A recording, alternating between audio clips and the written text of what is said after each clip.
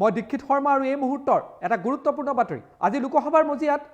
তুমুল বাকযুদ্ধ দেখা পোৱা গ'ল দেশৰ গৃহমন্ত্ৰী অমিত শ্বাহ আৰু অসমৰ সাংসদ গৌৰৱ গগৈৰ মাজত ড্ৰাগছৰ প্ৰসংগত অমিত শ্বাহক প্ৰশ্নৰ ওপৰত প্ৰশ্ন গৌৰৱ গগৈ এই মুহূৰ্তৰ সকলোতকৈ ডাঙৰ খবৰ আমি আপোনালোকক দিব ওলাইছো সদনত তীব্ৰ বাকযুদ্ধ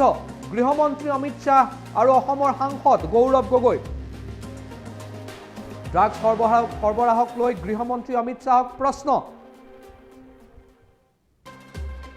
ড্ৰাগছ ক'ৰ পৰা আহে বুলি পোনপটীয়াকৈ প্ৰশ্ন গৃহমন্ত্ৰীক গৌৰৱ গগৈ সীমান্ত সুৰক্ষা বাহিনী থকাৰ পিছতো কিদৰে বহিৰাষ্ট্ৰৰ পৰা ড্ৰাগছ আহে এয়া প্ৰশ্ন গৌৰৱ গগৈ ম্যানমাৰ সীমান্তৰেদি বিভিন্ন ড্ৰাগছ সৰবৰাহ মানৱ সৰবৰাহৰ ঘটনা সংঘটিত হৈ আহিছে এই ক্ষেত্ৰত কিয় কঠোৰ ব্যৱস্থা গ্ৰহণ কৰা নাই বুলি গৃহমন্ত্ৰীক প্ৰশ্ন সাংসদ গৌৰৱ গগৈ তীব্ৰ বাকযুদ্ধ দেখা পোৱা গ'ল আজি সদনৰ মজিয়াত লোকসভাৰ মজিয়াত গৃহমন্ত্ৰী অমিত শ্বাহ আৰু গৌৰৱ গগৈৰ মাজত আমি আপোনালোকক সেই দৃশ্যাংশ দেখুৱাইছোঁ কেনেধৰণৰ বাকযুদ্ধ গৃহমন্ত্ৰী আৰু সাংসদ গৌৰৱ গগৈৰ মাজত দেখা পোৱা গ'ল सर मैं सबसे पहले आपका धन्यवाद करना चाहूंगा कि आपने बहुत ही एक महत्वपूर्ण चर्चा आपने शुरुआत की लेकिन सर ये चर्चा बहुत देर से हो रही है क्योंकि मुझे याद है 2012 में जब हमारे दल के नेता राहुल गांधी जी ने पंजाब के आज जो भी मुद्दे आज इस सदन में उठे हैं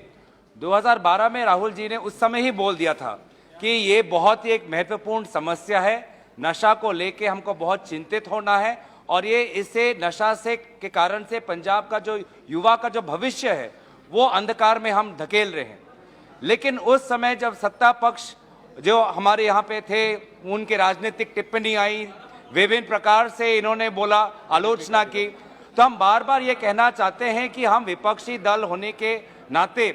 कोई भी मुद्दे अगर हम उठाएं तो उसका मतलब यही नहीं कि आप वहीं आलोचना कर दो किसी मुद्दे में कोई मूल्य है और उस मूल्यों को समझे कोविड में भी राहुल जी ने पहले बोला आपने बात नहीं सुनी आज चीन पर भी बार बार राहुल जी बोल रहे हैं कि आप इस पे एक ठोस कदम उठाइए लेकिन आप सेना के पीछे आप छुप रहे हैं जबकि सदन किसका है सदन देश का है और देश के अंदर हमें सारे जो महत्वपूर्ण मुद्दे हैं उठना चाहिए क्योंकि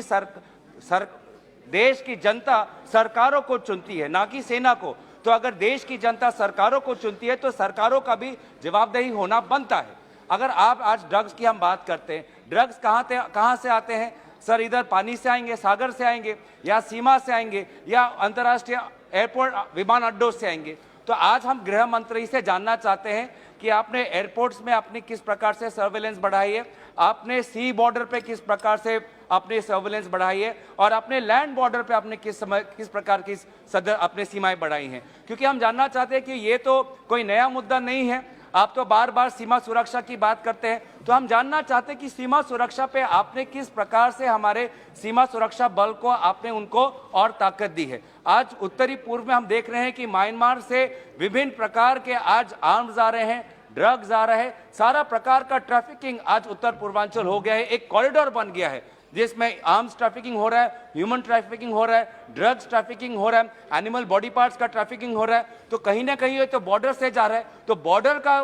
संरक्षण किसके हाथ में है बॉर्डर का संरक्षण आपके सीमा सुरक्षा के हाथ में तो आप बताइए आप हमें ये बताइए कि आप इंटेलिजेंस का आप किस प्रकार का इस्तेमाल करें सर्वेलेंस का आप किस प्रकार का इस्तेमाल करें आप बार बार हमारे ऊपर तो स्नूपिंग कर देते हैं हमारे मोबाइल फोन पे पेगासस लगा देते हैं पत्रकारों पे पेगासस लगाते थे आप मुझे बताइए पेगासस के द्वारा आपने कितने ड्रग्स नारकोटिक्स के माफिया को आपने पकड़ा है आप जो सर्वेलेंस हम पे लगाते हैं आपने कितने ड्रग्स के माफिया बड़े बड़े माफियाओं को आपने सर्वेलेंस के द्वारा पकड़ा है आप ये भी हमको बताइए इन्होंने बहुत गंभीर आरोप किया है कि इनके मोबाइल पर पेगासिस लगा है आधार उनको सदन में रजू करना चाहिए ऐसे नहीं बोल सकते आप या तो ये शब्द निकाल दिए जाए या तो वो आधार रजू कर यहां रखें इनके पास एक भी आधार हो किसी पत्रकार का नेता का उनके खुद का यहां रखना चाहिए सदन पर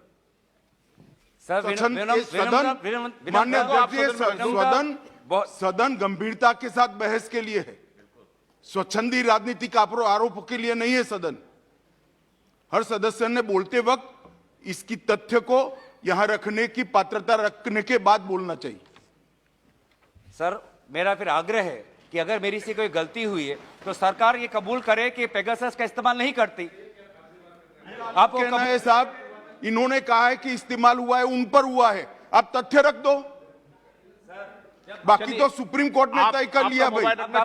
बदनामी नहीं है आपके नेता की तरफ। आदेश दीजिए सर, तो हम क्या कर सकते हैं? आप आदेश दीजिए, हम आपके आदेश के अनुसार आप जो भी आपको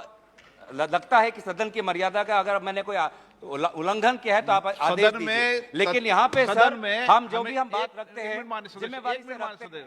माननीय एक मिनट माननीय सदन उच्च सदन है और उच्च सदन में हम अपनी बात को तथ्यों प्रमाणों के साथ रखें तो सदन की मर्यादा बढ़ती है। ये मेरा आग्रह है। धन्यवाद सर। दूसरा मैं बोल रहा था कि हमको इंटेलिजेंस पे, हमको सर्वेलेंस, जो बात जहां से उठी है, हम ये जानना चाहते हैं कि आपने कौन सी आधुनिक सर्वेलेंस का इस्तेमाल किया है और कौन सी आधुनिक सर्वेलेंस के द्वारा अपने बड़े बड़े माफियाओं को पकड़ा है, ये हमें बता दीजिए। अगर तीसरी हमारी बात है फाइनेंशियल ट्रैकिंग। फाइनेंशियल ट्रैकिंग आपने कौन से इंस्ट्रूमेंट आपने लगाए हैं? क्योंकि ये जो सारे नार्को ट्रेड को लेके जो सारे करोड़ों पैसे हैं, कैसे जा रहे हैं, कहां से जा रहे हैं? क्या ये क्रिप्टो से हो रहा है? क्या ये बैंक अकाउंट से हो रहा है? क्या ये बेनामी से हो रहा है? तो फाइनेंशियल ट्रांजैक्शंस पकड़ने के लिए कौन से वो बड़े बड़े लोग हैं, उसके लिए आपने सरकारें क्या की है? जब 2 और पॉइंट है, फिर मैं बंद कर दूंगा। जन जागरण की हम बात करते हैं। जन जागरण की जब हम बात करते हैं तो हमको विभिन्न बेसरकारी संगठनों का हमको इस्तेमाल करना पड़ेगा ताकि वो नुक्कड़ नाटक और विभिन्न प्रकार के जन जागरण के अभियान के द्वारा गांवों में जाएं, जो छात्रों के पास जाकर आप उनको बताएं कि इस पदार्थ की नशीली दवाई हमको नहीं लेनी चाहिए। लेकिन ये सरकार बार बार FCRA को लेकर जो सिविल सोसाइटी है उस पर बार बार ये इन्वेस्टिगेशन करते हैं और सिविल सोसाइटी को भी आज ढंग से काम नहीं करने देते। आखिरी बात है ये कि सर स्पोर्ट्स की हम बात करते हैं, हम भी चाहते हैं कि स्पोर्ट्स बने। मैं खुद भी ड्रग्स को लेके अपने लोकसभा क्षेत्र में फिटनेस के लोके में दौड़ आयोजन करता हूं। अभी तक ड्रग्स के विरोध में मैं 2-3 मैंने युवाओं के साथ दौड़ आयोजन किया है। लेकिन दौड़ के साथ हमारा जो छात्र है वो जानना चाहते हैं कि स्कूल में कोच कहां है, स्कूल में प्लेग्राउंड कहां है। तो ये सरकार स्पोर्ट्स की तो बात करते हैं, लेकिन स्कूल में कोच और स्कूल में स्पोर्ट्स इंफ्रास्ट्रक्चर में इन्होंने क्या किया है वो बताइए। और अंत में सर मेंटल हेल्थ में सभी बातों ने, सभी ने ये कहा है, हम भी ये कहना चाहते हैं कि ये ड्रग्स एक कैंसर है, एक कर्कट का रोग है और इस रोग में जो फंसता है उसको हमें एक किसी क्रिमिनल की नहीं कि वो एक रोगी की तरह उसको हम देखना चाहिए। और इसी तरीके से जहां पे हमें पुलिस और सीमा सुरक्षा पे जितना जोर देना है, साथ ही साथ रिहैबिलिटेशन पे भी हमें जोर देना चाहिए। धन्यवाद।